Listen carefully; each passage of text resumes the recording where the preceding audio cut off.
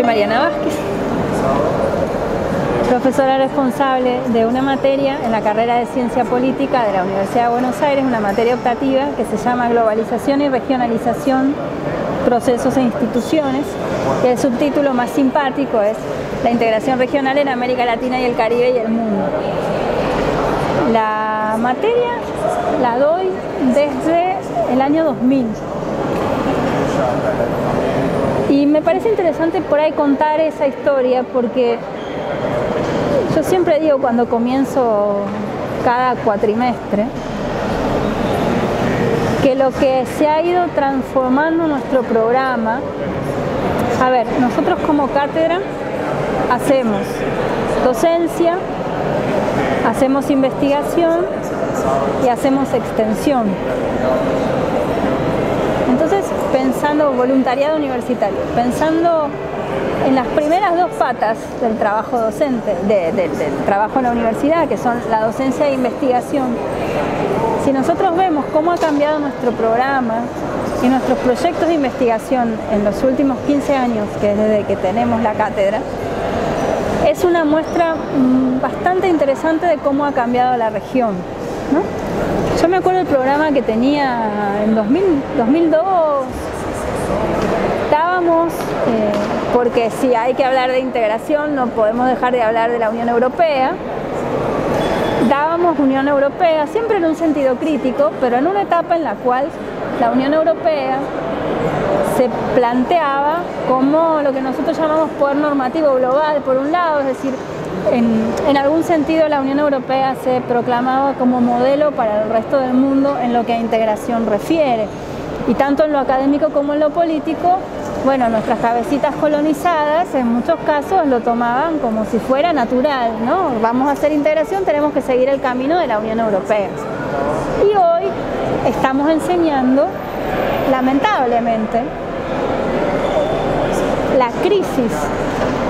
que está viviendo hoy la Unión Europea, como crisis de una integración de mercado, como crisis de una integración que tiene un profundo problema de legitimidad democrática, como crisis que algunos autores que nosotros damos llaman el estado de excepción tecnocrático, ¿no? De alguna manera la democracia se diluye y el poder real comienzan a asumirlo la Comisión Europea, el Banco Central, hasta el Fondo Monetario Internacional, que es extrarregional, pero que define si la gente tiene jubilación o no la tiene. Es decir, el espacio europeo es un espacio, bueno, obviamente no es modelo para nadie, pero más allá de eso, es decir, lo que se enseña muestra claramente cómo ha ido cambiando el mundo. Nosotros enseñábamos unas llamadas teorías de la integración,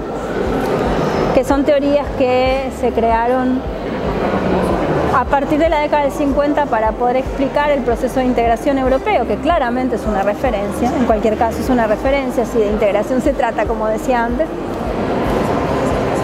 Pero enseñamos claramente hace muchos años,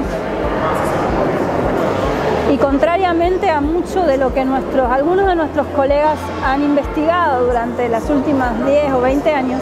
que esas teorías no pueden aplicarse al caso de nuestra región, porque nuestra región tiene particularidades, características, historia, tradiciones, culturas completamente diferentes y formas soberanas de definir cuáles son las políticas de integración, cuáles son los objetivos de la integración y cuáles son los instrumentos de la integración, que no necesariamente coinciden con los que han elegido los europeos. Entonces eso es parte, pero a ver, nosotros lo enseñamos en la universidad, pero eso refleja también nuestra realidad, porque es lo mismo que lo que dicen nuestros presidentes, ¿no? Es decir, esta última década en nuestra región